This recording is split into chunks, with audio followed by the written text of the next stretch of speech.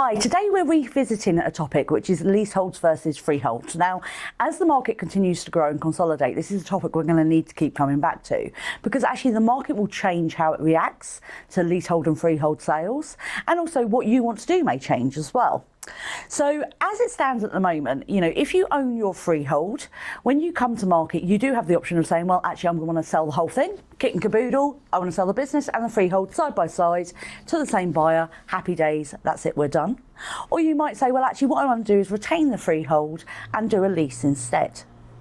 Now, the biggest problem with freeholds at the moment is they can be quite tricky to sell. There are buyers out there who want freeholds without a doubt, alongside the goodwill, but it will depend on the type of buyer you attract.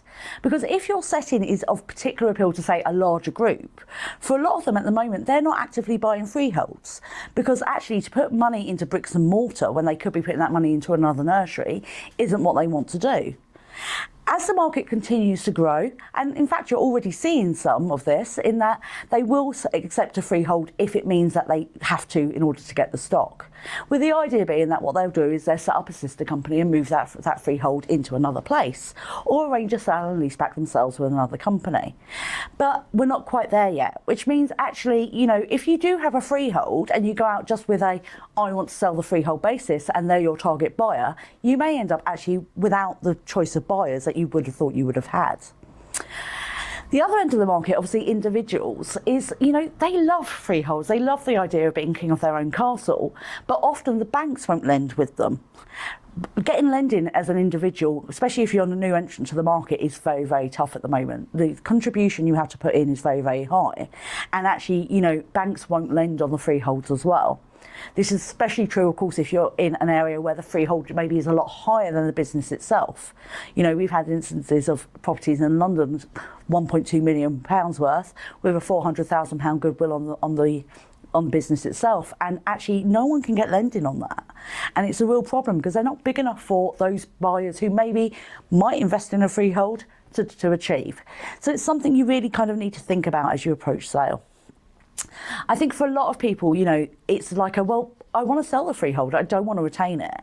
And that can be a problem because actually, it might be that when you go out to market with just that option, there's possibly a buyer out there, but it might take you longer to find them.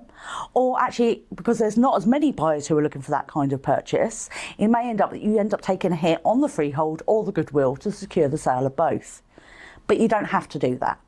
So there are other options out there. So what we're seeing now is an increase in what we call sale and leaseback purchases. So these guys are commercial landlords, they're looking for commercial properties, and they only want to buy the freeholds. And they really like day nurseries because actually you guys are a really good bet as tenants. It's very hard to do a moonlight flit on the rent if you're going to have 30 toddlers turning up the next morning.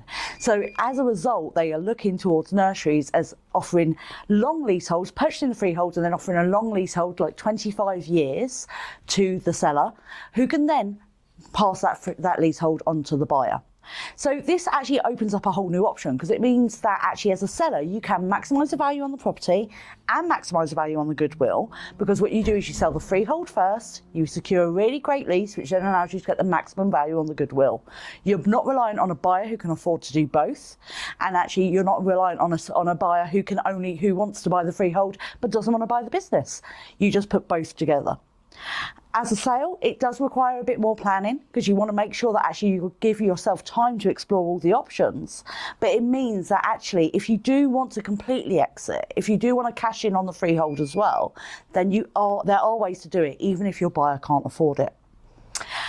Of course, there is the option of retaining a freehold and offering a long lease. Now, as a seller, what you can do is offer a long lease on a property in order to maximise the value, but you do need to offer a longer lease.